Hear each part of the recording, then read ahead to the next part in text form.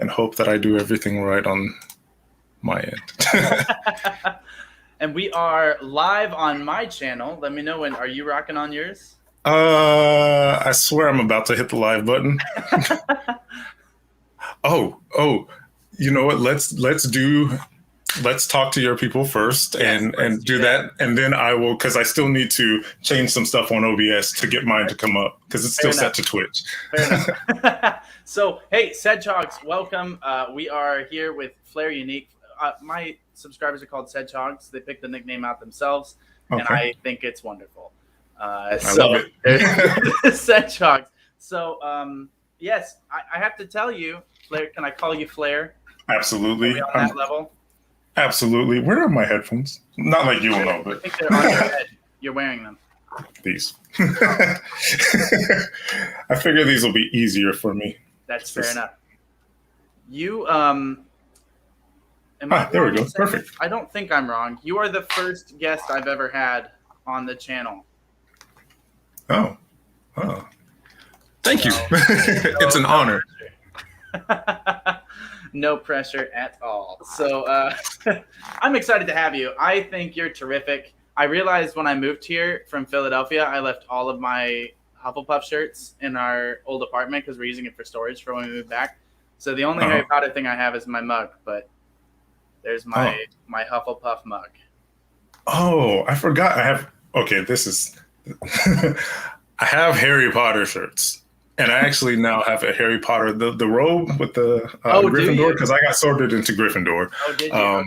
Yeah. And I should have worn those, but that's okay. That's okay. I wear weird shirts. I like that about you, though. I have to. My name is Cedric. How can I not be a Hufflepuff? I thought I was going to be Hufflepuff. I'm surprised you aren't a Hufflepuff. I'm very surprised by that. It got me wrong. It just doesn't understand me. It was the test's fault. That's right. That's what I used to say whenever I didn't get Hufflepuff. So it worked out. So, hey, welcome, Cedric. And he's going to go live on his channel, which is going to be terrific. Yes, because I know how to make this work. There we go. I found it. I don't really need to do much with YouTube, especially if we're going to have this up on the main part. So I'll just, by the way, hi everybody. I can't see the chat or anything because I have it on full screen. Oh, okay. Yeah. So if I missed anything, just let me know. Yeah, I will do that for you. So we still have some people popping in on my end here. These are all the fun behind the scenes stuff of being a YouTuber that you don't get to see when you watch the videos. Is us like clicking around a lot and checking to make sure everything's turned on. It's a mess. It's the best part of being live. So much. Hello, Zina and LC. Welcome. They're here. This is great. I'm glad you guys are here. There. All right. Okay, I got it. And come on, Stream Deck. Let's screw it. I'll edit out anything that's wrong later. Fair enough. All right. I'm live on my side now. Well, hello to your side. Do your subscribers? I feel like you guys have a name. I can't remember what they are. I've seen because I've watched Embers. The Embers. That's right. It's so wonderful. So they might be. This is all a surprise. I put it up on Twitter and in Discord. They've known on my live streams, but other than that, I mean, my people they jump in. Yeah. Same with mine. So we'll. I probably should. Hi guys, it's me, Flair Unique, and today we're going to be doing a video talking with Cedric. I don't know how to say your last name. Is it Gagel? Gagel. Yeah. See, and that's why I don't murder people's names. But oh god, hi guys, that's fast. Oh, you got people jumping in. We need the Cedric to match pace here. So this is a surprise stream. Hi guys, hi Cindy. Oh, I don't want to. Hi everybody. Yeah, I'm gonna pull yours up on my phone so that I can see what if folks are insulting me. Oh no, not at all. That would be totally valid on their end. Hello, hello, hello. Sorry, there's so many names. I love you guys though. Thank you for being here. I was not expecting this quickly. Oh, they say that that is you have a lot of people in here. Sedgehogs, we got to keep pace. They are saying that they cannot hear me. Oh yeah, because you're on a different. Yeah. I need my Discord to be able to pick you. Just not Discord. I need my OBS. Sorry guys, I'm bad with technology, and you guys probably know this already. Let me think how this works. It's because the browser is not being picked up. So I need to. Smart stuff coming. Here it goes. I don't know. Let me see. Brilliant. Cam mic Great. settings, audio. We'll take our time. We'll solve it. This will be great. Hi, Von der Falk from the Black Forest, Germany. I have a story for you while Flair works on this. My family historically is from the Black Forest. The Gagels, Jacob Gagel came over, and I think the late 1800s from Gagel, Germany, which was a small village, which I believe ceased to exist when he left it. And he said when he got here, he said, "I'm Jacob of Gagel," and they said, "You're now Jacob Gagel," and that's how I got my last name. So that's a fun story for you. I got to use these. I'm just going to have to use these because, yeah, I know that this works. I can see that you're now popping up on my audio. So okay, there we go. Yeah, works. people are saying that they can hear me on yours. Perfect. Let me close that and pull you guys back up so I can see the chat.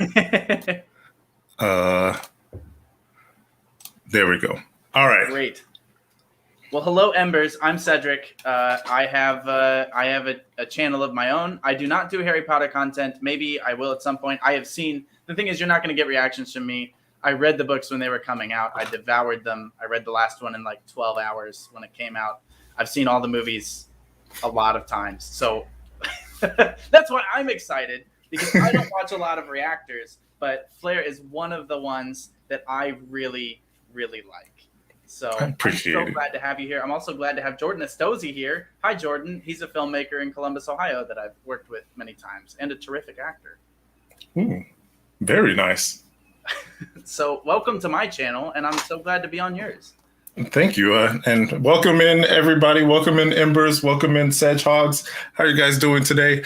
I actually need to do one more thing. I swear that I'm much better than this most of the time. You're terrific. You're terrific. Don't look at my butt when I walk away, people. Come on now. Don't spit out. Don't spit that out. So, Flares, if you're new, I need to unplug this. My name is Cedric, so obviously I am a Hufflepuff through and through. I'm as Hufflepuff as they come. So, hi, Sarah Weaver. Welcome. I'm glad you're here. So this is going to be really fun. We're going to talk about the movies. We're going to talk about the world. We're going to ask each other questions. We have no plan. It's going to be so fun. I need my lights. Throw it back. Oh, no. I'm not going to throw it back today now. So, yes, Cedric Diggory. Yes. So when I was – Cedric Diggory was the first character – because when did that book come out? 2001, 2002 maybe? I was not even 10 years old. So I was reading that book, and Seb's here. Hi, Seb. Oh, Seb, what's up? Another one of the reactors that I really like. This is thrilling. So Cedric Diggory was one of the first characters that I ever encountered with my name. And so I was so excited to have a Cedric in the books. And I'm a younger twin. You need to know this. So I have a twin that's a minute older than me. And my parents, when that book came out, they, when Cedric Diggory is killed, I'm assuming if you're watching this, you've seen the movies, and they say, "Kill the Spare," and then they kill him. My nickname instantly became the Spare in our household. It was instantaneous. You're the Spare twin. I was the Spare, yes, because I meant to have one kid, not two. So that was great. I loved that. Oh boy, yeah. For me, I didn't read the books. Don't worry, guys. I swear I'm still going to. Well, either read the books or listen to the audiobooks. I also was contemplating doing a read channel. That's between the music reactions or the reading thing. I was like, maybe I'll do a channel where I just read stories and stuff like that, since, sometimes people People might like my voice a little Your bit. Let me voice put the is microphone. It's incredible. But no, I never really got into Harry Potter and all of that because life was tough. Life was tough around the time when Harry Potter came out and everybody was getting into it. I was like, how am I going to survive? Right. It's really fun to be able to catch up on it now, especially considering that so much of the beginning parts, I should say, are very heartwarming, very magical. And then it just kind of is. Yes. Well, I think that is what really hit me with your reactions. I think the first one that I saw was Prisoner of Azkaban. And when Harry was in the park, you started to talk about that. And there are a lot of reactors that do things for views. And I just instantly recognized that I was seeing someone who was authentic and vulnerable, and not in a clickbaity way, but like you were unapologetically yourself. And I think that is just a wonderful thing. I think it's a very important trait to have, to be able to, I think that's what probably carries my channel is I feel a lot for a passion, not just for the projects that I'm doing, but for the people who are here. Like every one of my embers, like I may not see them personally, but I feel a connection to them because we share an experience, and I'm not making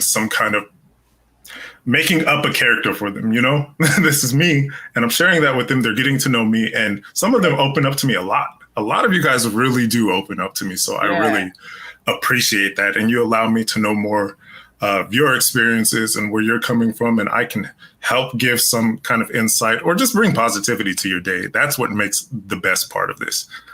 Oh yeah, and you and I were talking a little bit before this, and I've primarily been doing I think seeing people's comments as I get to discover this wonderful band from South Korea has made me kind of realize with yours, I wouldn't take back the impact that Harry Potter had on me as a kid for the world, because I had a lot of mental health issues, and Hogwarts for me was a place that I could run to. It was a place where I could imagine myself playing Quidditch. My siblings and I would go out in the backyard and wave sticks at each other and run through the woods from Dementors, and it was such an escape thing for me. But your journey made me just wish that I could obliviate myself and forget and just start it all over as an adult, because there are some wonderful observations you can take out of them as an adult that you don't catch as a kid. Absolutely. I agree with you. And I think that's why I really appreciate the point where I got to come in. Hi. Oh, Sarah, thank you so much. Oh, my goodness. You are amazing, too. Thank you for that donation. And I saw a question I wanted to address. Leviosa. There's a way that's supposed to be said. Leviosa. Not Leviosa. Leviosa. Yes. Yes, we are going to do a Q&A on my channel. That is actually for a milestone that we're very quickly approaching. So yes, we are going to do that. Thank you again, Sarah. Well, that's very nice. Yeah. And cinematic pictures. Yes, that's how you get about Star Wars. I may be having one of these conversations with a certain reactor who may or may not be watching on my live stream that I may or may not have mentioned earlier once he is done. I'm also, look behind me. I mean, I have Star Wars bobbleheads. I have lightsabers down here. You probably can't see that, but there, all the Harry Potter books lined up. Oh, wow. I haven't Star Wars. You haven't seen? That's another one. Oh, man. Wow. Okay. So before we really jump in, I think the first thing we should do is I want to rank them. I want to hear your rankings and share more, because I think those are so fun. But first, I grew up with the movies, so I have maybe a skewed viewpoint. I should also note that I have not seen them in a number of years. I just haven't had access to them to sit down and watch them. But for those of you who don't know me, here's a fun fact. James Phelps, who played Fred Weasley in the Harry Potter films, was in my first movie that I wrote and directed, Kadia, The World Within. So he's in that, and if you live in the U.S., you can rent it or buy it on Amazon or Vudu. It's a low-budget indie family fantasy film that we shot in 13 days, which was wild. But we did it, and that's an accomplishment. And he is I can tell you all, if you're wondering what he's like as a person, he is one of the most kind, humble, talented people that I've ever been graced to be around. And I also had the opportunity to get dinner with him and Oliver when they came to Philadelphia a couple of years later. And they are both just delightful humans. So if you were ever worried if they're jerks, absolutely not, unless you've made them film for 13 hours in a day. Because then James can, James can say what he has every right to after I've made him work that long. But he is a wonderful human being, so I can confirm that. There's when you say that, it makes me think about it. I always have a fear of meeting certain people. Hi, guys. I see you guys coming in too. Hi. I just want to say hi to everybody from around the world. I see you all. Hello, hello. What's up, Jay? I see you in there. There is this fear I have of meeting people. Like I adore so many people, so many personalities that I've seen online. And, you know, of course, big actors, small actors everywhere. And I'm always like, what if they're not like what you see? Like you see some of the sweetest people. I'm like, what if this is really just good acting? Right. And I don't want to run into this person ever. That would destroy my image of them. And I wonder if people ever think that about me. Like, what if he's not nice? What if he's not? What if the moment the camera goes off? I really strive to and that's the thing about authenticity, right? Is we have to be authentically ourselves in the videos because people do fake it. And I don't know about you, but my whole job is playing make-believe. I act full time. That's what I do. So I find it exhausting to do that all the time. I'd rather just be myself in these videos. I bet. I can only imagine the process that it takes to get ready and get into the mood. Because sometimes, like, I wake up and I'm getting ready to do a reaction, and I know I've set myself forward. I'm going to do this reaction today. Yeah. And I'm like, I don't have the energy for it today, so I'm not going to.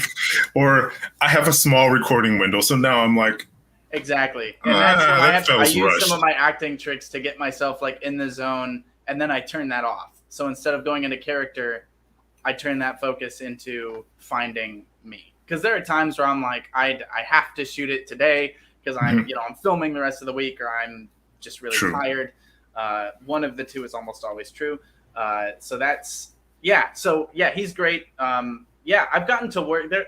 I'm usually not freaking out about actors because they do what I do. So it's like, oh yeah, you're really cool. But like the one that I freaked out with, I got to hang out with Andre 3000 all day on a shoot I was on, which was cool. He's a really cool dude.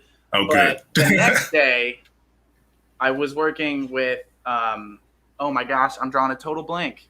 Whoa. Short actress, Forrest Gump. This is so embarrassing. I hate myself now. What was her name? Well, I didn't see Forrest Gump. Oh my gosh. You haven't seen Forrest Gump. I need to look this up really quick. Actress. I will take that moment to say hi again. I see you guys coming in there. Hi, Taylor. Oh, Jay, don't worry. Someday we're going to meet Jay. I know it. Hi, Kay. I just looked it up, and Sally Field. Oh, wait. Yeah. Isn't she in Miss Doubtfire? Is that the same person? Yes. And for me, I was freaking out because she was behind me. I didn't know she was there. And I heard her voice, and my instant thought, she's won Oscars, she's done all the things. My instant thought was, you voiced Sassy the Cat in Homeward Bound. And I love you. That was my instant thought. So I definitely lost it a little bit with Sally Field. Yes, and now all the comments are going to come in of people making fun of me because I couldn't remember Sally Field's name.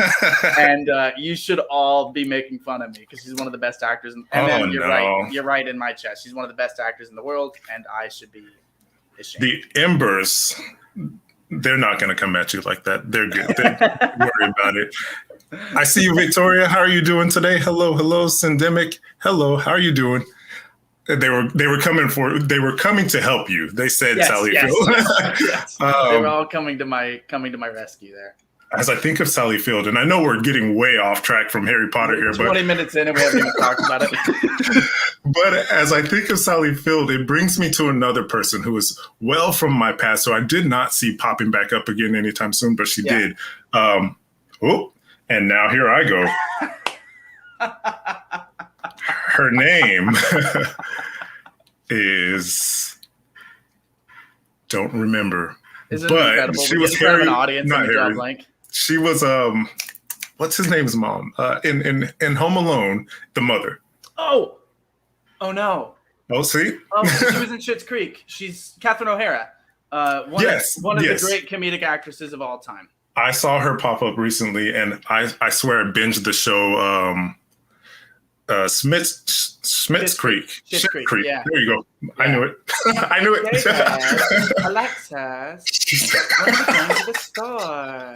She is hilarious. That whole show, I swear, I wish that's one show I wish I could forget and rewatch all over again. Mine would be the most recent one that I wish I could just forget totally was The Good Place. Oh, I'm still going through that. Oh, it's so good. I love what I've seen so far. I think I've seen like 2 or 3 seasons. How many seasons are there? 3, I think, or 4. Okay. They stopped it pretty quick, which was good. Yeah. I think when you get there, you'll realize that it was perfect when they stopped it. I like when they can do that. A new show. Guess the actor or actress's name. Yeah, that would. I'm really good at it until you get me in front of people, and then it just all leaves my head. I'm just bad at it altogether. The Good Place is amazing. Yes, I do. So good. I still have to finish that, and they sadly removed the show that I really wanted to see more of, which was Santa Clarita Diet. Yeah. Take my zombie shows. The other CBC show I really liked was Kim's Convenience. I haven't seen that. It's very good. It's on Netflix now. It's a same broadcasting company that did Schitt's Creek, but it's very, very good. We should probably talk about Harry Potter. Let's go on. So looking at the 8 movies within the adaptations, let's go from. I'm not going to say worst because none of them are bad. There's not a bad film in the series at all. But going from perhaps least one you really liked to one you liked the most. So on a scale of really like to like the most, we'll go back and forth. So what would your 8th place still good, but I like the others more than this one? This is going to be off of the top of my head, guys. It's not 100% because I'm going to take some time eventually and make a video to rank these. But yeah. This is just I'm putting you on the spot here, so this should all on the spot. Yeah. And yes, Yag. I do intend to read the books. Let's say the least favorite is. I don't really. I guess Chamber of Secrets. Okay. It was good, but as it went on, there were just the first one affected me greatly. Yeah. Because it was just a whole new experience. So I think I'm always going to hold that very dear. The second one was more of it was just nice. It was nice. It wasn't bad. It just didn't have anything that I was like 100% taken aback by. Like the Tom Riddle thing was a good surprise and all of that. Yeah. But as we continued further into the stories, it just seemed like there was so much more. I found myself really having to hold on to a lot more details that came from the beginning on out. So I think that one just affected me the least. Sure. Yeah. I think I should point out when I do mine as well, I really struggle with this because I'm a huge fan of the books. I'm a huge fan of the movies. Those are 2 different mediums. So I don't have the issues that a lot of people have as far as the changes that were made. Because they're different mediums and you have to do things. But at the same time, I'm not just looking at them as a Harry Potter fan, but also as a filmmaker, I look at how are they actually structured and following the laws of film. So I would say my least favorite is probably Chamber of Secrets. Perfect. I just think pacing can be a little bit slow at the time and they're figuring it out. But at the same time, I like the darker aspect of the later films. So some of as much as I think I probably loved them as a kid, they're more aimed at children's. And so that's already plural, Cedric. And so I think for me, it's a little bit too playful and not the film in the same way that disliking a food doesn't make it bad. Right. Me saying it's too aimed at children doesn't make it a bad film. I'm just not a child. And so for me, the second one is the least compelling to sit down and watch. Yeah. Yeah, I think that's pretty much where I stand on that. It just didn't stand out. Yeah. Let's see, what would be next? This is so much harder for you. Someone mentioned it in your stream too, that you've only seen them once and I've seen them Lord knows how many times. This is way harder for you. It's true. It's true. I've only seen them once, so even trying to recollect my memories for them, I'm like, okay, well, if I'm having a hard time pulling up memories from it, it's generally because it was probably less. Yeah, it was. Well, it was. There were parts that were less standoutish. So some of them, you're like, oh, you're gonna remember this. No, like, who's gonna forget Umbridge? Right. I'll never forget that. Now taking over as the Queen in The Crown, if you didn't know. So she's gonna be great. And was also married to the actor that played Dumbledore in the film Paddington and Paddington 2. As you see my bears. They played husband and wife in Paddington and Paddington 2. Oh, wow. Which are delightful films. I'm sure she's a 100% great person. She did such a good job doing a horrible job. So, let's see. The next one down. That's hard. From this point on, all of them really did stand out. So it's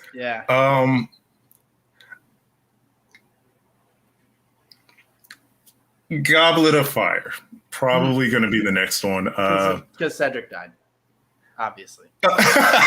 Yeah, exactly. You know, it's because of Cedric. Goblet of Fire, it didn't. Besides Cedric's death, and of course, getting to see that Voldemort had actually come back, like it was a tie over for me. It was a tie over between what was to come. And it really hit me hard at the end that he was, he's back.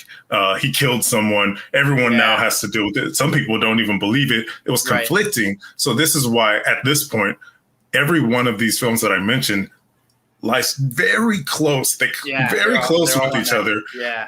And then some of them just peak at certain points a little bit more than others. Yeah.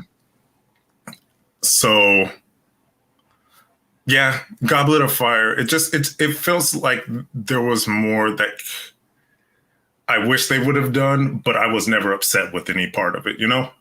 I was never upset watching that film and just like, oh my God, this is taking too long. Because those movies are long. So sometimes, with long movies, sometimes there are points where I kind of check out.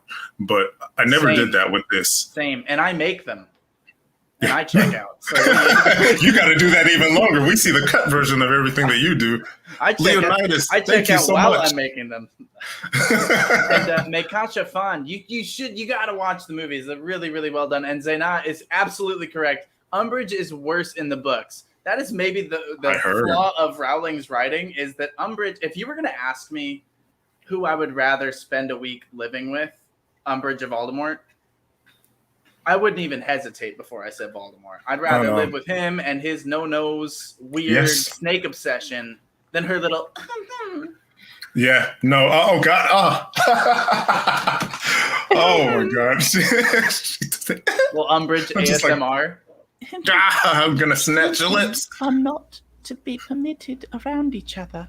It's not good. It's bad. Yes.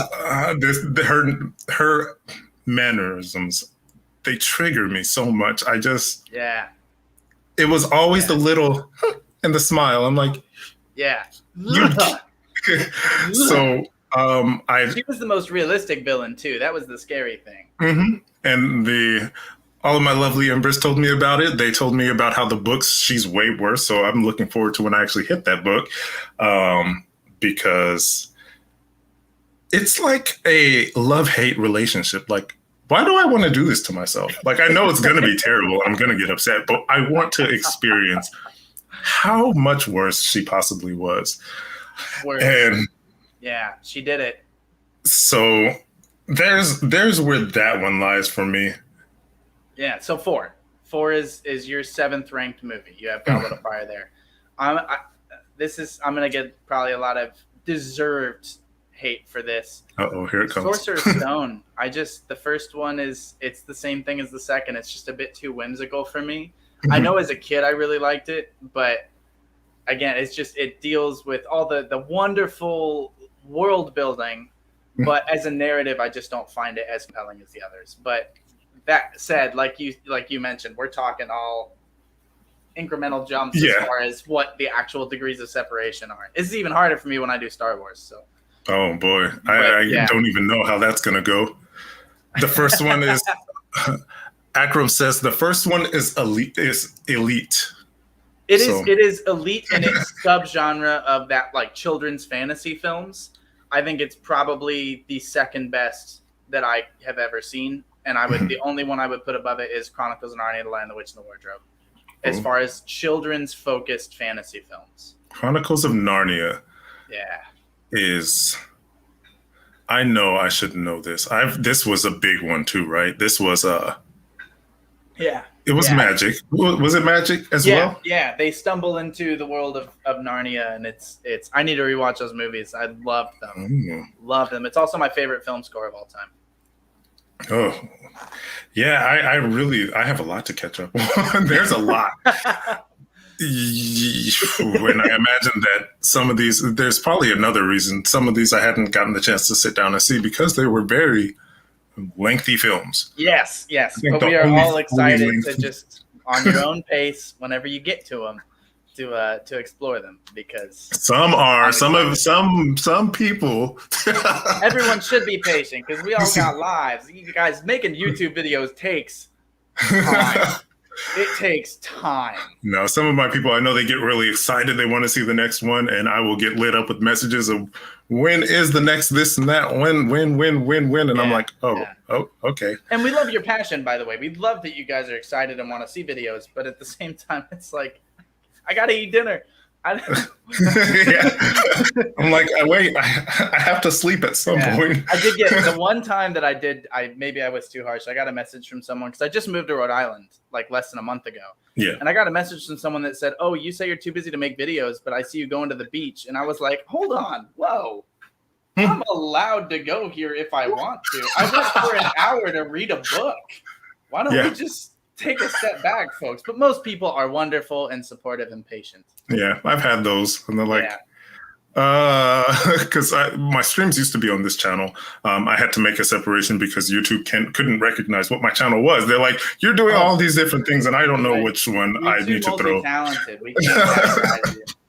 So they were like, they told me, they were like, you have been. I see you streaming, but what I don't see is you doing Harry Potter, and I'm like, right.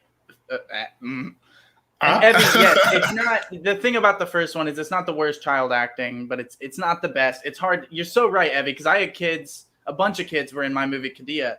It's really hard to find good child actors, and even the good child actors, it's hard to find like the elite level child acting that they needed to. And those kids did an incredible job for what was put in front of them, like a remarkable, almost impossibly good job. But there's still 10 doing a craft that, Meryl Streep still takes acting lessons. So Meryl Streep. Meryl Streep, I love that woman. That is The Devil Wears Prada ranks above it's like way up there for me. She made me feel fear through the screen. I'm like, I don't want to make her upset. She's done a thing or two as an actor.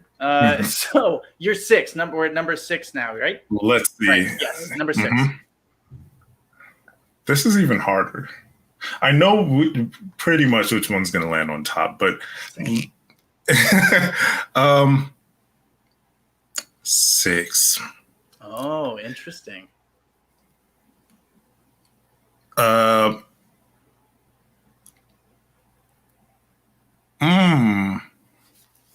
Well, you're thinking of that. I'm going to answer. Cinematic Pictures asks, Cedric, do you think Robert Carlyle would have been a good Peeves? First of all, yes. Robert Carlyle would have been an exceptional Peeves. That said, I totally get why Peeves wasn't in the movies because, first, they're already really long. Second, for Claire, you don't know, Peeves is a poltergeist that exists in the books. Really hard to do cinematically without making it look like Ghostbusters and the big green thing. It's just really hard to pull that off, particularly with the technology they have today. But yes, if I was going to do it, Robert Carlyle would be, yes, absolutely, absolutely. And Evie, yes, Stardust, underrated. Melge, yes, Stardust, great fantasy film. Stardust? Sorry. You were talking about, it's a movie. Anyway, you were talking about the 6th Harry Potter movie. It's going to be, it's a tie over because there's just nothing else I could put there. The Deathly Hallows 1. The first so your part fifth 1 one of Deathly Hallows. Deathly Hallows Part 1. Mm-hmm. Okay, so you went, so why Half-Blood Prince at number 6? And then we'll go into Deathly Hallows Part 1. Oh, wait, Half-Blood Prince.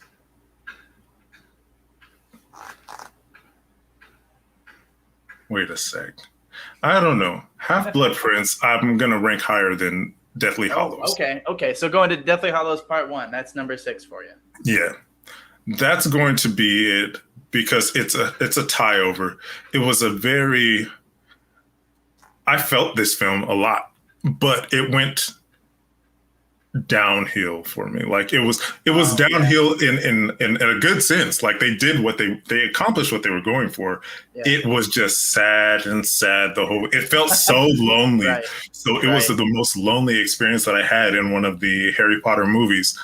And I think that's really where it lies. It's just that I don't connect very well with this sense of loneliness. I love people. I love being around people. So I think that it just felt too disconnected from me personally to identify with. So yeah, it was that.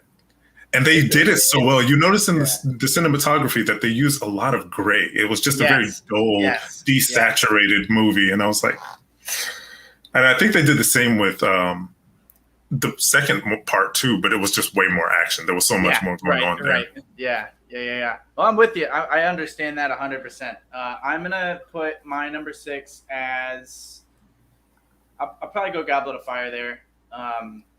For a lot of what you said, I think it's really well done. I think that there are things that were cut from it that maybe could have stayed, and it maybe could have handled being a little bit longer. But it's also, it's a little bit different. They've got the tournament. I like the driving pace behind it. David Tennant is awesome in his guest starring role as Barty Crouch Jr. And when Amos Diggory yells, "That's my son!" that's one of the best acting moments you'll ever see. It's raw and real and painful. And I really like the directing of it. I think the cinematography of it was a really nice matchup between movies 1 and 2 and 5 and on. The issue it was the transition. Was that it felt like it stepped back from what 3 had done with the camera. And that's why I would put it down, because it feels like you step back a little bit more than the step forward. But it's still extraordinary. I have also forced my twin sister specifically to agree that at my funeral, the song Death of Cedric from the Goblet of Fire score will play. And I want whoever's giving my eulogy, because I think it's hilarious, I want whoever's giving my eulogy to just say Dumbledore's speech about Cedric Diggory word for word. And the only replacement should be Cedric Gaggle. So that at the end of the whole funeral, everyone's probably crying or cheering, depending on how they felt about me. And I want it to end with whoever's giving the eulogy to go, so I think it's important that you all know how he died. Cedric Gaggle was murdered by Lord Voldemort. Oh my God. To be announced at my funeral.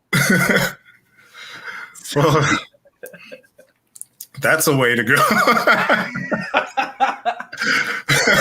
So next, you had Half-Blood Prince. A little bit of levity for the situation. Honestly, I think we need it. I also want to start the funeral in a ball pit, because I think kids get bored of funerals, and so then they can find me in there, and then I can crowd surf to the front. I think it'll be a really good time.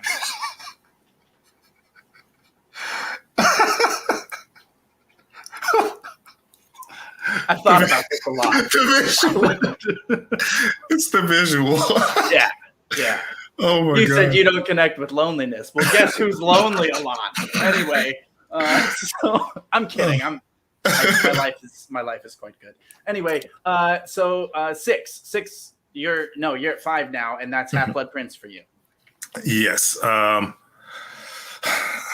Half-Blood Prince was, if I remember correctly, that one kind of dragged at the beginning. I might be mistaken, but I feel like that one was one that dragged at the beginning. By the way, let me stop a quick second to say to acknowledge some of the chat going on here. I see Yeah, you guys going at it. I've been watching you guys as well on the side. Geo F's remix of the theme is epic. You must be talking about Cedric's about the theme, the song he was talking about there. And yeah. Hey, Mandy, what's up? I see you. Okay, we got some of the people from Discord in here. I should have posted it in Discord. My bad, everybody. Also on Cedric's side, to the Sedgehogs. That's right. Yeah, you got it. You nailed it. I was like, yeah, that's right. I was like, did I just insult anybody? I can't see your chats, but hi. If I haven't seen you, well, I haven't seen any of you, but hi. Let's see. But yeah, I think that this one kind of dragged at the beginning and then picked up with a big reveal at the end. And it's once again, and I feel like I have to say this with every one of them. It's not like any part of this was bad. Right. It's just, if I'm going to rank something high, it's because I'm going to connect with it a lot. Now, I will sit back when I do my review, my actual review, to put these in an actual solid ranking for me. I'm going to look at the characters. I'm going to, skim over the story again and just make sure I remember. Yeah. But just at first glance, this is where that one's going to land for me. Sure. And I want you to know that Zyna, one of the Sedgehogs, is saying hello. Hi, Zyna. How are you doing? Welcome in.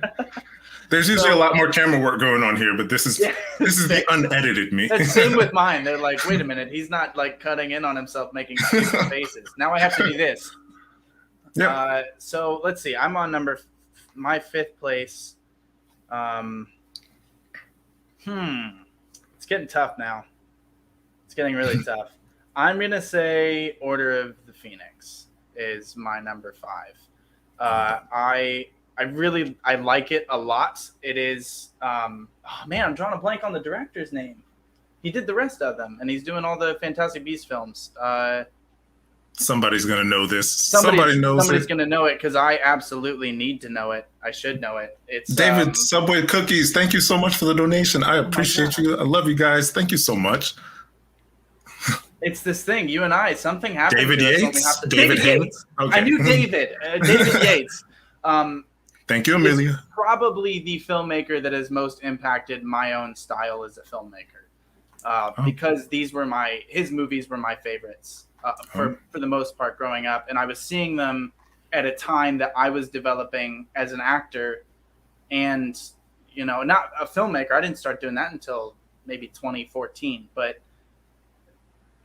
in that formative time of how I was growing to understand how cameras can show us the world, his movies were the ones that I was seeing, were his Harry Potter films. And so that one's really, really great. I just wish it was a little bit longer and maybe included some sequences that aren't in them from the books. That said, Dolores Umbridge is one of the great all-time on-screen villains. Like, I put her up there with El Capitan from Pan's Labyrinth, and like that level of like, you are a true villain to an extraordinary degree, and that should be celebrated. And also the cinematic choice of having the audio cut when Sirius dies it's the same thing they did in The Last Jedi. Well, never mind. I can't tell you that. The Star Wars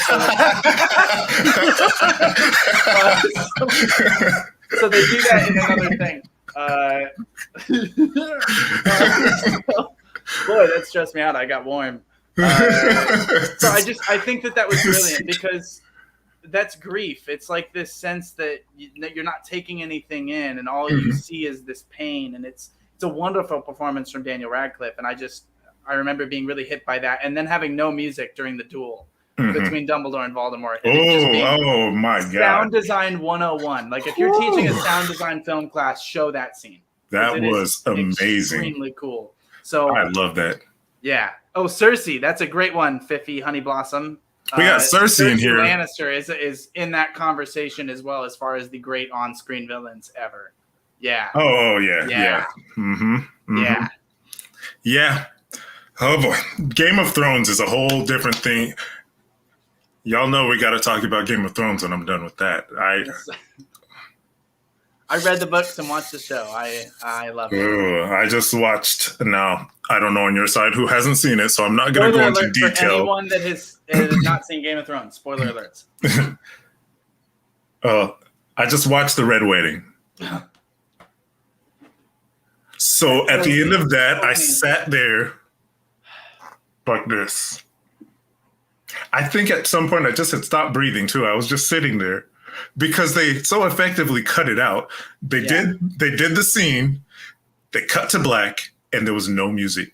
It was just silence for me to just sit there and wallow in my own thoughts. I was like, are you serious? Did you? So I'm thinking, what do I want from the show now? Everything that I wanted just got taken out. Like everything that I was hoping for just got taken away. So I'm like, yeah, it's okay. And I knew it was coming because I'd read the books, but even then it was like, it was just pain. Pain. So you just did Half-Blood Prince, so now you're up to number 4 rank. Oh, here's the really hard ones.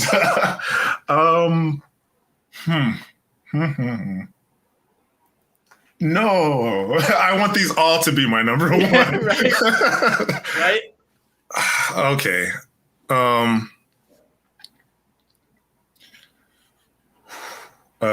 Let's. Oh no. This is not possible. Okay.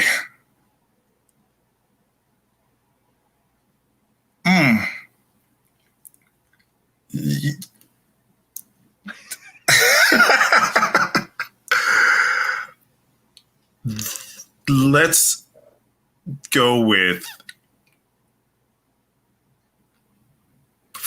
Prisoner of Azkaban. Okay. Absolutely amazing. Everything about it. And there's so little that can be said about any of these next movies. Yeah. As a negative to them. I connected with this one very well. There was a more humanized. This was the point where it kind of started taking a shift for me. And I could see the more human struggle of the videos coming in and Harry Potter's, not so very happy side from Hogwarts. Like everything is just kind of taking a turn. He kept getting attacked by the Dementors and everything. And it was just well paced. Everything about this was just well paced the entire way through. So I have no complaints about that one. And it just doesn't, though I connected with it, there are still some that I connected with a little bit way more. Yeah. This is my 4th now, right? My number 4. I'm going to say Deathly Hallows Part 1, I think. I, for one, loved what you mentioned about not connecting with that. And that's the beauty of art, right? Is it's so subjective, and that's what makes it thrilling. Yes. I thought the way that loneliness permeated every single frame of the film, and in the colors and the costumes and the way that they would choose shots, and compared with how colorful everything had been, it felt like the magic had been ripped away from them. Yep. Oh, and those themes, they changed those themes. Like the theme song really depicts what the movie's going to be like. Yeah. So I just thought like it was, the whole thing felt like, in a war film where they have like that 5-minute sequence before the big battle where everyone's just kind of breathing. It was that for an hour. And it was this extraordinary use of dramatic tension to me to build up these stakes of, you love these people and they might die, and they seriously might die because people are dying left and right. And I thought that was just really, really well done and well told. And even something simple as you see Fred, he's lost an ear. Oh, I'm holy. He cracks a joke. Oh, everything's fine. 2 seconds later, Mad Eye's dead. We don't get to see him. We don't get to grieve him. And that's war. That sucked. I hated that. I hated that so much. Oh, man. You know what? I just remembered.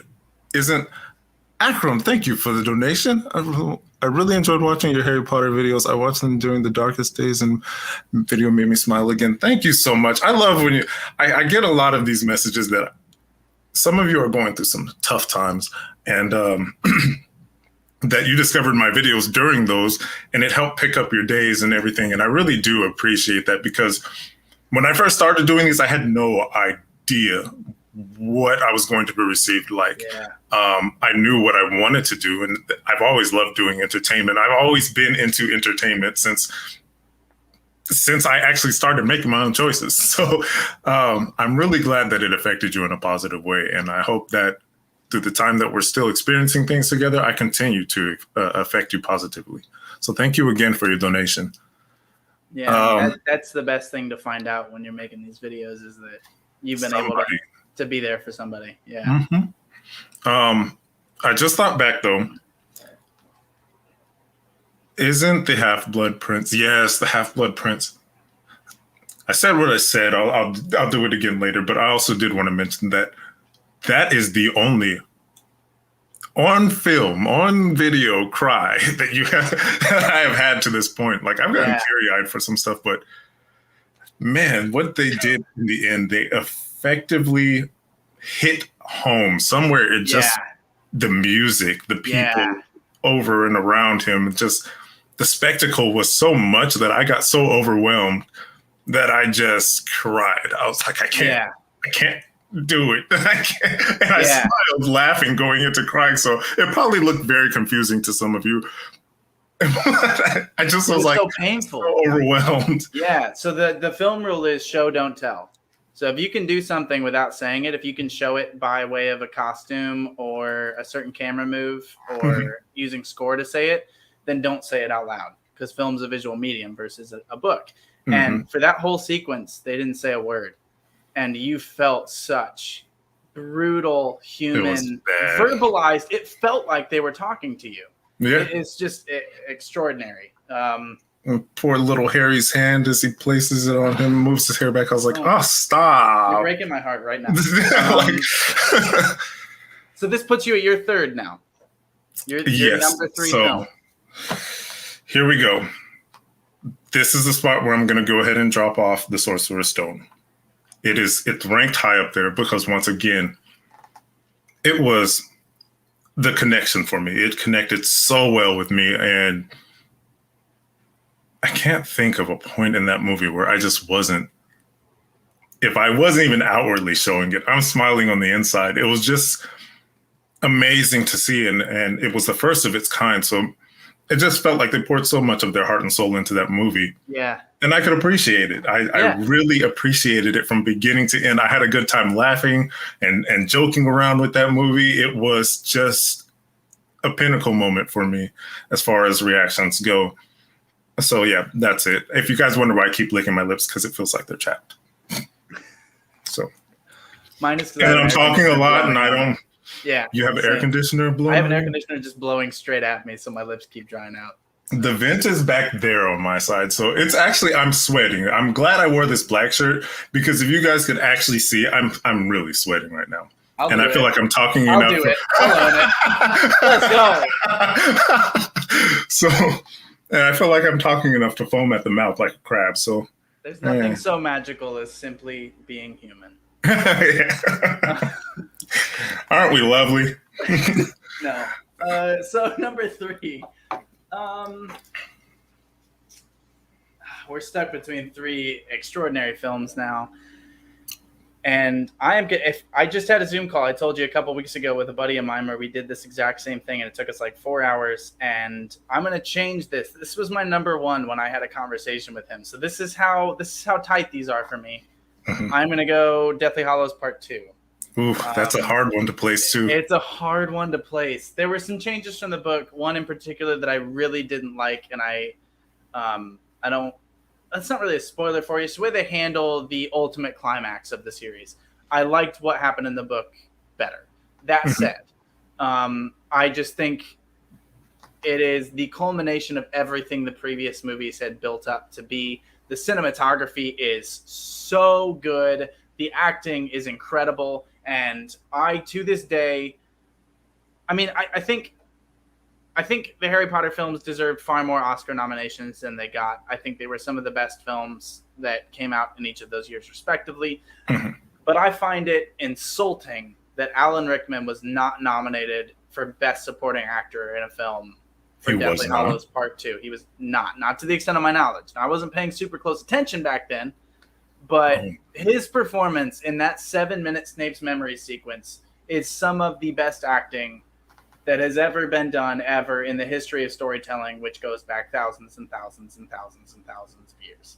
His delivery is always amazing. He speaks like the sentence will never end.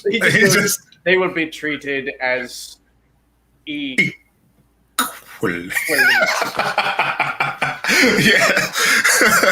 So good. It's so good. Like, and this is a part of the fun that I had with editing those. Every time he would speak, I have a window of time that I can actually leave up before I have to cut something out. Yeah. And he would occupy those windows with 2 words. And I'm like, okay, so how am I going to do this? Yeah. I'll cut here. I'll put myself over this and let the audio go. Cut away from there, pick up 2 words later. But I loved every bit of it. For some of his lines, you could have just gone and read the whole book out loud and then come back, and his sentence wouldn't be over. And it was delicious. It was so great. Obviously. Oh, he's so good. So that's my number 3. Okay. So I think it's just a beautiful ending to the series. To number 2. Alan Rickman deserved an Oscar. Yes, you're right. Yes, Adina, I've only ever cried twice. Alan Rickman was one that made me cry, and Robin Williams was the other one, the other celebrity death that made me cry. Oof. Yeah. Oof. Pain. Yes. And oof, man. Not good. I think that's going to be a hard part for me when I reach points where I have to watch movies with him in it, because I'm like, Robin Williams is just, he was such a positive person. Such a gift to the world. To everybody, he gave that off, but it was just like that's the sad part is you don't know what someone's really going through. Like, and once again, it's that acting. He could put on that face for everybody, but behind it, there was something else going on. It just really hurt. Yeah. I felt that one a lot, much like I felt Michael Jackson, but that's a... Yeah. That's my king of pop. I only ever cried twice for a celebrity dying. Alan Rickman was one of them. And with reason, Adina. With reason. Good Will Hunting. I have not seen Good Will Hunting. Oh, what? That's his best performance. That's a bold claim. I've got to see it. He won an Oscar for it. Okay. I'm sure it's going to come to that. You better cry on screen on that one. That one will get you. And that's the hard part. See, I can be so damaged on the inside from a movie, and not like beyond the movie. Well, no, Red Wedding got me beyond the movie, but it's. I've gone through, and here's a little backstory for me. I grew up with a lot of crying, so it's very hard to get me to cry. Like I from a very young age. As far back as I can remember, I was physically abused. Like this is every day or every other day. I could expect to come home and get the beating of my life. Like it's going to happen. And so I cried a lot. And then I would feel, once again, that the whole loneliness that I don't connect with. As a kid, I really felt that way. I felt like I didn't connect with anything. So there's just a lot that I learned to toughen up with. And it's not because I chose to, and it's not like I want to be a manly man, It's just, it happened and I've been hit so deep. Then I went straight from all of that to foster care, which things didn't get better there. If anyone here who knows foster care and you've grown up in the system, you know that it doesn't get easier anywhere along the way. If you get adopted, that's a different thing because they're allowed to love you like a family member would, foster care. You don't know when you're going. You don't know. I've been picked up from school and told, hey, you're moving today. Right. Didn't get the chance to say goodbye to anybody. You're just up, you're gone. And this is a time where cell phones weren't a thing. So it was just a different time. So when I start watching these videos, I can really respect anything that can make me hit home and bring out some tears, because it's hard to get there. I can feel the pain, and you'll see it expressed in my face. But to drop a tear, that's something else. This director did something just magically right and hit the right spot. So. Yeah. Well, and if I may, of course, want to thank you for me. I think there are 3 things that I try to hold in any conversation that I have. And I try to hold these at the front of my head just as I live my life. And that's humility, vulnerability, and dignity. And the thing I try to do is ascribe those to myself and ascribe them to whoever I'm speaking with.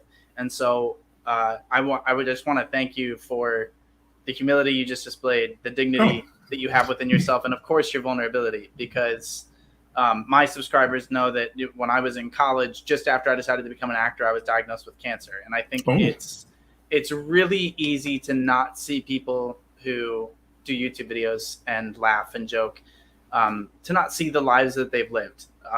But to see the life that you do live and the person that you are, and where you've come from is, I don't want to say inspiring, because I feel like we can get into a bit of a mess when we treat people's lives as just inspirational stories. Yeah. But I'm very grateful for you and for the life that you've chosen to live and that you've created, and for the person that you choose to be every day, because it is a choice. And I find you to be an extraordinary person. Thank you so much. And I honestly could not. And that's just like you were saying, you can't tell so much from what you see on YouTube with a person or what you see in a film with a person. I would have never guessed that you had come through that struggle, that you had, had cancer. Right. And that to me that's a feat to come through. I've been deathly sick before. And the pain that I was at the point where I was like, can it end? Can it end now? Right. But to pull through that and keep going, it requires mental fortitude. It requires will. And I'm glad that you made it through that. It's very, very inspiring. And I hate to use the word inspiring once again, but we know each other's hearts here, I think. Yeah. It's great to hear. And I think that my aunt, she's not my biological aunt, but we're close like family. She just went through cancer where they told her she had a month to live. She have a month. That's about as far as you're going to make it. You need to stop, don't overexert yourself. Don't do this and that. And she was like, no. She was like, I'm not just going to sit down because that's going to take me over. I'm going to just give up to cancer. They gave her that statement 2 years ago. So 2 years ago, she was told she would live only for a month. She's still kicking today. She's still out there doing her yard work and cooking and doing all her stuff that she wants to do. She never sat down and gave up. And I really appreciate seeing and in my story, someday that's probably going to happen to me. I'm probably going to have, something's going to happen. It's inevitable. And I just want to think the same way. I want to take that kind of thought and be like, I'm just going to keep pushing. I don't know what it'll do, but I'm not just going to give up at any point. Yeah. So thank you for sharing that. And I think with the 7th movie, it's so interesting that you say that you don't connect with that, and which is completely valid because of what you've been through. And for me, I was going through like horrible depression when I was in high school and college, and that's why I connect with it. And I think that that's what's incredible about art is just the way that it does speak to the different things that speak to different people. Because hearing you talk about Sorcerer's Stone makes me wish that I saw the film that way. And like the next time I watch it, that's what I'm going to be thinking about. Yeah. And so I think that that's what's so cool about it. And I want to tell you that in my chat, Mel Gay says, we appreciate the transparency and authenticity. I was blessed to not have a lot of trauma, but my dad didn't like Flair. He chose better, not bitter. It took a lot of strength. So I think that is really wonderful. And Seb says some deep topics. Love the honesty. So, Seb, I'm so glad you're still here. This makes me so happy. Very much so. Seb is such a pleasant soul. I sat there and I watched two 2.5 hours. Oh, by the way, let me go ahead because this has been brought up. It is Philosopher's Stone. It is not Sorcerer's. England. Yeah. England. They do not like hearing it as Sorcerer's Stone. So for us, it's Harry Potter and the Sorcerer's Stone, and in England, it's Harry Potter and the Philosopher's Stone. Yes. So there, I hope you're happy now. But no, I watched. I sat down and I was doing some editing the other day, and I sat and I watched Seb's live stream for as long as it was. I watched the entirety of it, Seb. I watched every minute, and I love watching you connect with people, and I've been watching you long before I ever spoke with you, and I hope that you continue to keep at it and keep growing because your people love you. I know that there are plenty of mutual watchers, subscribers between us, and they love you so much, and I love you. I love your content, so keep at it. Keep going and know that you're always going to have my support. You among many other reactors who I watch, just amazing people. Yeah. I sent Seb a message months ago where I said, like, I really don't watch many reactors, but you just the authenticity that shines through. It made me so happy. So that was a really, actually really wonderful rabbit hole. But yeah, now for the top two. Crazy. So this is going to. Oh, Evie, sorry. Someone in my chat said, I have no idea why the publishing powers that be thought the reference needed to be changed for U.S. readers. It is my understanding. I cannot confirm or deny this. No, this is not something James told me. I have no insider information on this, but it is my understanding that they read it because they were worried that Americans wouldn't understand it as being a book about wizards if it was called The Philosopher's Stone, that they wouldn't buy it for their kids. Probably for the same reason that BTS released a song in America about butter. We have a particular reputation, and it did well. So maybe it was the right call. I don't know. But I would have read it either way. Yeah. It's this is down to the final. So what do we have left now? Deathly Hallows 2 and Order of the Phoenix. Those would be your last two, yeah.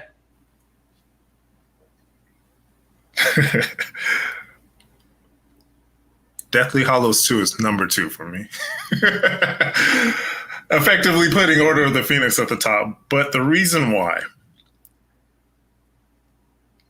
is Deathly Hallows had everything that I needed to wrap up all of my feelings. I think that Harry Potter is one of the only franchises that I know to this point that was okay with ending it as it was. Like they knew they could go, they could do something more if they wanted to, but they ended that franchise, that story as it was right there. They wrapped up everything. They didn't leave it like, what about this? What about that? No, everything perfectly wrapped up to me where I didn't really feel like, okay, I didn't get this explained to me. Like everything was there. Now I know that they had clipped out stuff because the books. So there probably were some loose ends, some small loose ends that were introduced just in a hurry and never really fully fleshed out. But in the end, it's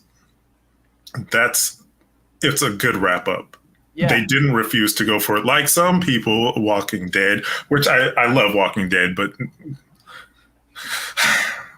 that show could have been done so long ago. I still continue to watch it, but it could have been now. Done. But it was just a perfect wrap up. And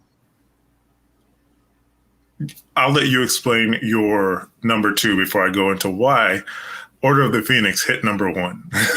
Yeah. So this is really tough. I'm going to say... dang, how do I choose?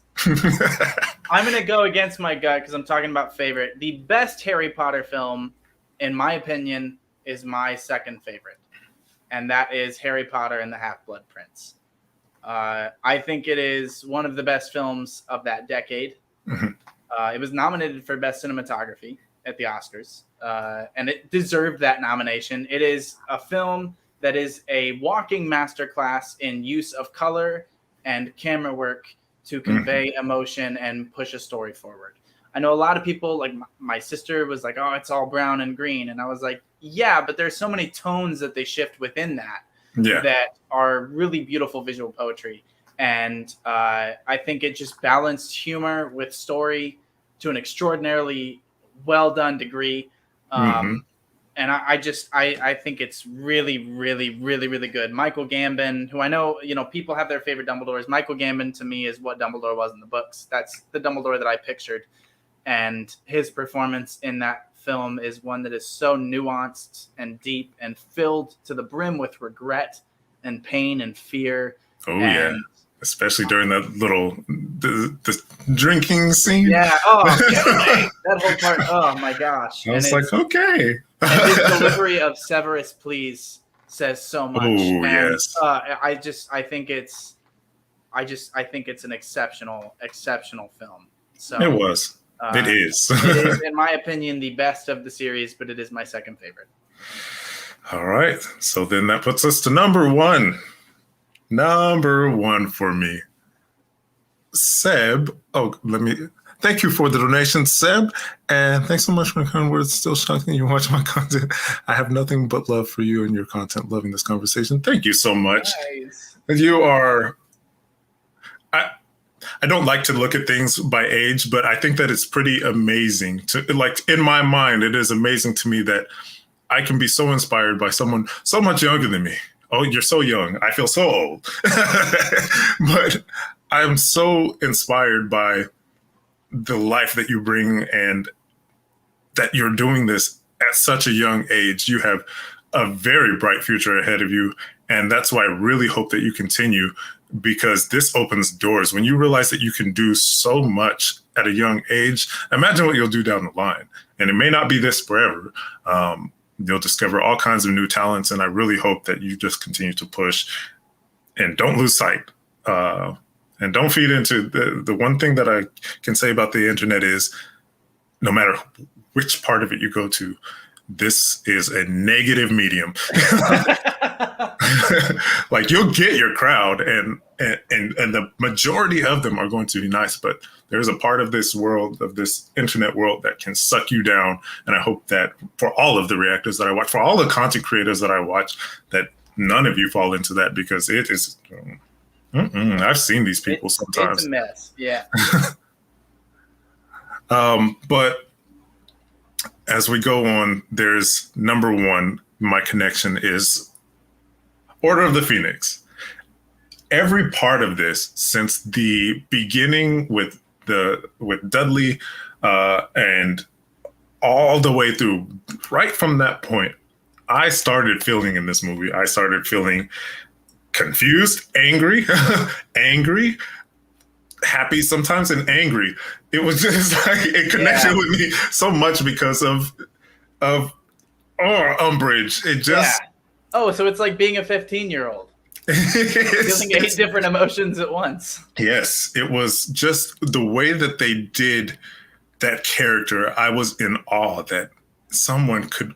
I didn't even feel that type of disgust towards Voldemort. I'm like, how did I feel so angry with her?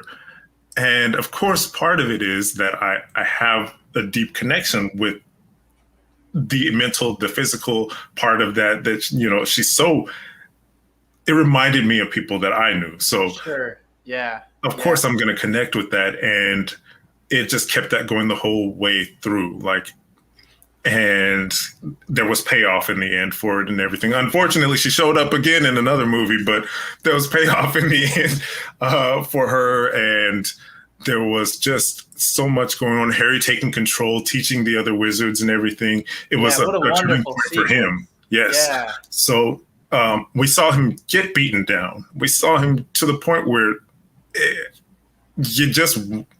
most would want to just stay quiet to get away from the punishments, but he decided to stand up. He was encouraged to stand up, and he continued to go on through that film, becoming better and better all the way through to the end. And so this was the biggest pivotal point in the movies for me, the change from the beginning to the end. This was the biggest one that just said, okay, this is not as happy-go-lucky a movie franchise as you think it is, Right. and it's gonna get worse. So that was it for me. That was the one that just connected and hit home for me. Sure. And that is the same reason that for me, the number one is Harry Potter and the Prisoner of Azkaban. Mm-hmm. It left out certain things from the books that I really wish had been in there, particularly about the Marauders and the backstory of that map. But Alfonso Cuarón is one of the best directors working today. I don't know if you've ever seen it, but Roma is a beautiful film, and it's stunning to watch that and think that it's the same director that did Prisoner of Azkaban, because I haven't seen Roma. it's very good. And to me, what's so interesting is he takes... You see so many directors talk about their style, and style is so important to a director. How you shoot things is essential to how you approach things. But the thing about Cuarón is he looks at the story and goes, what is this telling me about how to tell it? So Roma is almost entirely wide-angle shots without a moving camera, versus Prisoner of Azkaban, where there's only like 10 shots in the entire film where the camera's not moving.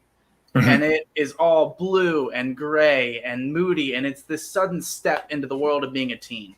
And I think it hit me at the right moment, at the right time of when I was that age, and I just understood it. And I loved, time travel gets really messy at the variants in Loki. But I just, as far as a structure in such an interesting story, and everything is told to you from the very beginning. It's a mystery, ultimately, is how that film is structured. Yeah. They give you all the clues. You can figure it out ahead of time, but that's not the fun. The fun not is this brain. And I just think it's really, really, really great. I just really like the movie. I think it's just the most fun to me to watch. So yeah, perhaps a lame reason to put it number one, but that's my reason. No. Every reason is valid. That is, I forgot about the time travel part of that. That was one of those points where I was like, what am I, what? Yeah, Philip in the chat just made a great point. How many establishing shots showed the Weeping Willow and pushed the camera through a clock or used a clock to show that we're changing scenes? They're telling you the whole time the Whomping Willow and the clocks are going to be the key thing to watch. I didn't even think about that. Show don't tell. Well, yeah, that. Whenever I watch stuff with, and sorry, you guys, anyone who watches my live streams, you know that I clap because it's Nat season. I just to. Yeah, it's just why? There's no need for gnats. They can just all disappear. But I'm like a pro gnat catcher now. I clap and they disappear. Their history, their future, everything goes. They're not even there anymore. They just disappear. I've gotten so good at it. Sometimes I could just but incredible. No, whenever I watch stuff with time travel, I think I get so distracted because then I start thinking, well, if this happened, then how does this happen in the future? But if you take that out, then what really happened here? And could they change? I've gotten sidetracked. I think I had one of those. I had a brain fart in there that I just left in the reel. Where I was just like, like couldn't start a word because I was still in my head about it. But I was like, yeah, that makes sense. Like if you did, but just out. That's funny. So that's the ranking. Your list makes a lot of sense. Now I'm interested, if there was one spell from Harry Potter that you could just use in your daily life, which one would it be? One spell. You don't have to have like the actual like word to cast it memorized. You can just, if you don't remember it. Let's see. Oh. It's going to be... I'm sure there's so many good spells to be used, and I'm so boring, but it's probably going to be the levitating one. Right? Like moving stuff around without having to do it, that just makes life easier. How incredibly practical is that? I'm like, I don't need to go over there. Oh, I don't need to do this. What worked? Who? Everything would just be easy setup.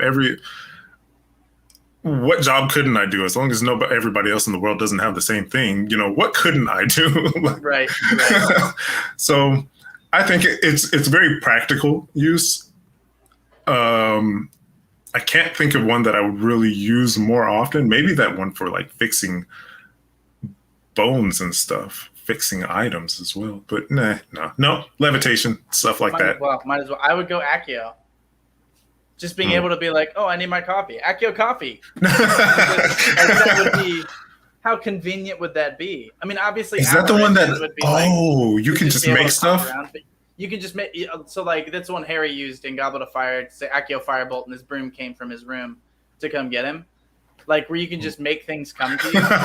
So like if I needed my keys and I had forgotten them and I was already in my car, I could say Accio keys and they'd like shatter a window and come out and then I just hit Reparo on the window. But I just think that would be so convenient.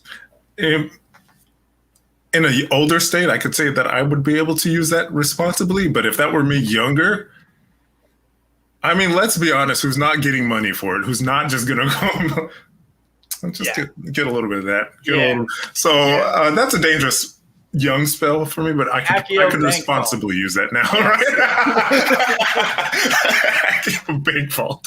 Yeah, that part. So Paula C says a cleaning spell, but can't you, Paula? You can use your levitation for cleaning. I'll just lift your blankets and stuff. Actually, you could even remodel your room with your levitating spell. Like just lift everything all at once and just move them all where you want them and let them drop back down. But no matter how much you use it, you still can't lift your spirits. Oh. Sad. So now I want to ask if you were to pick one character that you could just live with for the rest of your life. Which character would you? Why? Get over here. Okay, my mastery skills aren't showing right now, but it's just because it's hot. That's all. You hyped him up too much. Yeah. So which character would you want to live with?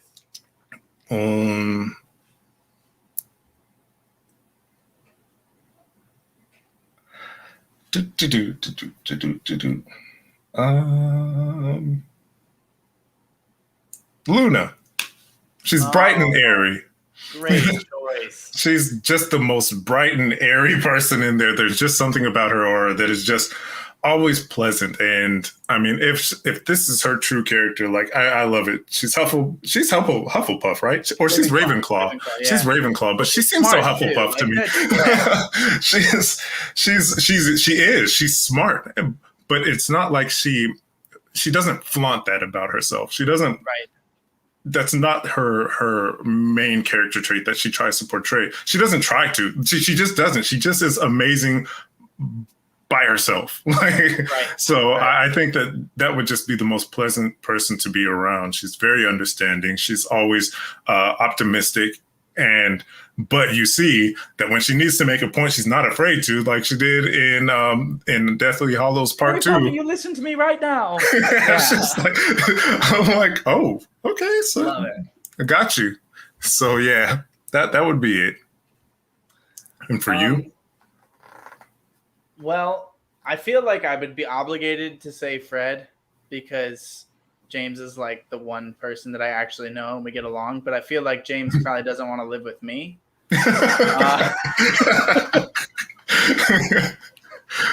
Well, you can always ask.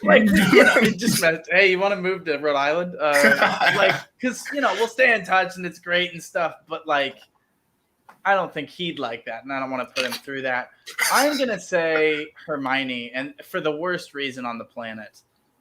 Which is, and maybe I'm projecting a little bit of Emma Watson onto this, but I have a minor in English literature and I love books. And I feel like Hermione and I could just have a book club in an apartment where we just like read. Plus, she's so much smarter than me that like, because like most people are smarter than me to the point where like, I am just like, yeah, okay, I feel a little bit dumb and that's all right. But she's so much smarter that I feel like I wouldn't even feel like I was dumb. I just feel like she's on a different level. Like we're not the same, and that's okay. So, and I like her. I just like Hermione's personality the most, I think. But Luna would be. She's got a great personality. Luna All of would them, be actually. terrific. I'd just be terrified about, like, she'd definitely wake you up at 4 a.m. and be like, "We've got to go look at Nargles," and I'd be like, "Luna, no, Luna, I've got to sleep." But the Nargles, yeah, go ahead, take a picture, you know. But I just can't imagine it would go well. Yeah. Hey, how's it going, Mambo? Welcome in. How are you doing? I think many say Luna because that's who we need in today's world. Yes. Yes, that's Yes, what's funny Chris. about the books is when the books were written, it was like supposed to be, oh, who is this weird girl? Or for those of us who were a lot like her, we were like, yeah. Yes. But Yes. now it's like, if Luna was in school now, she would be the coolest kid. Like, she'd be the most popular kid in the entire school. So times have just changed. And we're like, if you're reading the books now, you're like, what? She's not going to get bullied. She's the coolest person on the planet. Mhm. Well, yeah, but 2005 were meaner days. Oh boy. Boy, look at how far we've come in a short span of years. Right? I think it's really because of. I love it. So fetch. Mean Girls the musical. It's a fun musical, by the way. I haven't seen it. I actually do want to watch more musical stuff. Unfortunately, probably not too much that I can do with musicals besides Harry Potter musical. But there is a show that I watched that I just wish I was a part of. I wish I was a part of Crazy Ex-Girlfriend. I just loved that show so much. And I'm sad that I feel like that was a show that could have just given another season or two. I know that it ended right. It ended where it should have, but I wanted more. But still, nevertheless. Hi, CS. Welcome in. I'm glad you found the channel. Glad to have you here. Welcome. You're on his channel, not on mine. But welcome. It's a great channel. You're really going to like his stuff. You might like me if you stay a while. I didn't even have to stay a while. I liked you within like a few moments. I was like, I like this guy, you know? Well, thank you.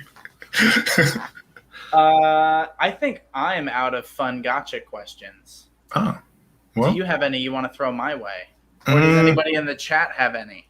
Oh, yeah. If you guys have any questions. I'm sorry. I know, CS, you just came here, but we've been blabbering at each other for like an hour and a half, so our brains are kind of running dry. I hope you can still enjoy what's remaining and maybe rewatch it and see where we're at here. But are there any characters you would have loved to see more of? Banana asks. Oh. Ooh. I think Rufus Scrimgeour would have been someone that I would have been just like, where'd he come from? Where did he go? Where did he come from? Cotton Eye Joe. I think because I think he's really interesting, especially in the books. In the books, he's even cooler. But like in the movies, he's just a really interesting character of a guy whose like motives are really unclear, and that's always interesting. And just off the top of my head, I think he's the one that I would have liked to have gotten to explore more. Him and the Longbottoms, Frank and Alice Longbottom. Oh yeah. Yes, you're right. Right there. I'm gonna have to put them on. The Longbottoms would definitely be it as well. But for me, I think I really just wanted to see more of the real Mad Eye's backstory. Oh yeah. That would have been. I feel like it would have been interesting to know more of, see more of what happened in his, his past, and the way that they do flashbacks sometimes. But they just took that character from me without even being in a scene. All I got to see is his eye on Umbridge's door. Yeah. That was fun. MM asked, which place part did you wish was included in the movies? So Flair, you can't answer that part, but personally, really, well, I guess maybe I would have liked to have seen. No, I was going to say the funeral scene for Dumbledore because there's a beautiful funeral scene in the books. Oh. But I actually like the way they handled that in the movie quite a bit. So I think my answer would be I'd rather see the ending of the books, the climax, happen the way it did in the books versus the movies. But that's a small one. Someone in your chat asked a really good. Oh, animagus. What would your animagus be? So if you could just turn into an animal. Have you taken the Expecto Patronum, the Patronus charm test? I took the one for the house, the Okay. wand, and then the Patronus. Okay, what's your Patronus? A white mare. Oh, wonderful. That's so funny. It was fun. Mine's a gray stallion. Oh, look, we're so What is close. the odds with that? Anyway, so if you could be an animagus, what would you be? You guys know I'm gonna say it's a potato. It's not even an animal. It's a potato, but that's it. I'd be a potato with spuds. No, I'm kidding. I just keep saying. I just always say my answer to everything is it's a potato. So just get used to me saying that. But I grew up, I'm descended from Germans, and I grew up in Ohio, so I love potatoes about as much as a person can. But that's a weird animagus. I don't think I'd be doing very much. As a matter of fact, as soon as I transform, I may not be able to transform back. So, let's see. I would probably go with. And it seems like a probably cliche choice, but a bear.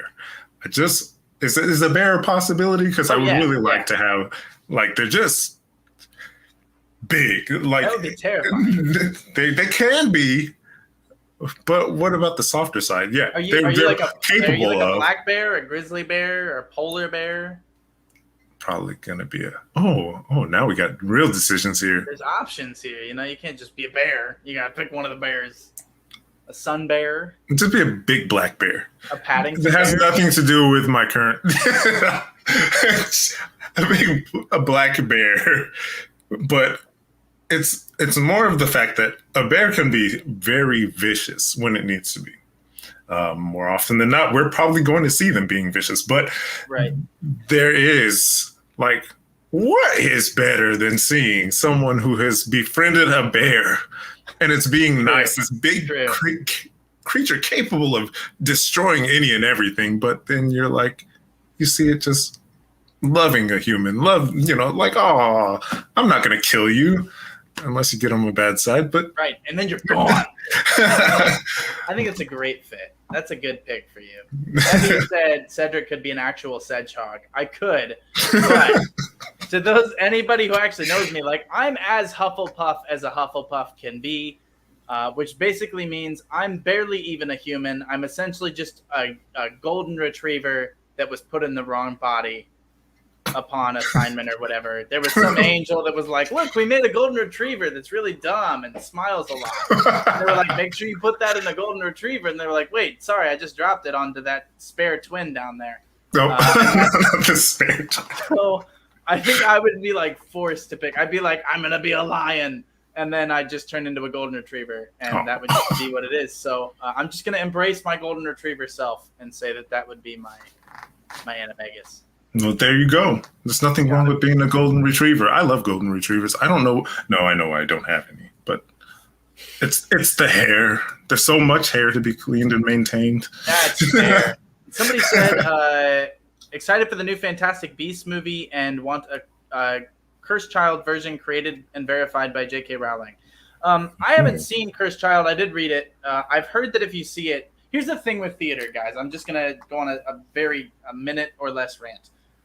The reason most people don't like Shakespeare is because they had to read it in high school and they were being taught by English teachers who didn't know what they were doing. Shakespeare is not meant to be read, ever. Shakespeare did not care about your education. He did not care about you. He did not care about high school. He cared about getting enough money to go to the tavern after the show. Shakespeare was often performed by people that he would go to the tavern and say, I'll buy you a beer if you come read the chorus lines on stage. That happened. Wow. Shakespeare is meant to be seen, not read. It's meant to be performed and seen, and then you can understand it, not read. All theater is the same way. It's not meant to be read academically. It's meant to be performed and lived. And so I don't feel I can make any sort of judgment on Cursed Child until I have seen it. Many people I know that have seen it have said they liked it a lot more than reading it. I don't need a new version created by JK. I'm happy with Jack Thorne's a wonderful playwright, and I want to see it. As far as the new Fantastic Beasts movie, I am very excited. I thought Johnny Depp was incredible, but I also really, really like Mads Mikkelsen, one of the most underrated actors in the game today. So that's my answer. Are you excited for the Fantastic Beasts movies? Me? Yeah. Yes, I am. I'm going to. I've listened to the comments. I've seen the comments about it, and there's it's a little divisive. The second film, but I've heard good things about the first one, so I'm going to go into that, expecting it probably to be a bit more. And I can't confirm because I have not seen the trailers or anything, but I expect it to be a bit more like the beginning feels of Harry Potter rather than the later feels, since we're going from a prequel stance here, I believe. So I cannot confirm or deny. I know. These. But I just feel like we're gonna start here again. Now the question is, will it even begin on the upside?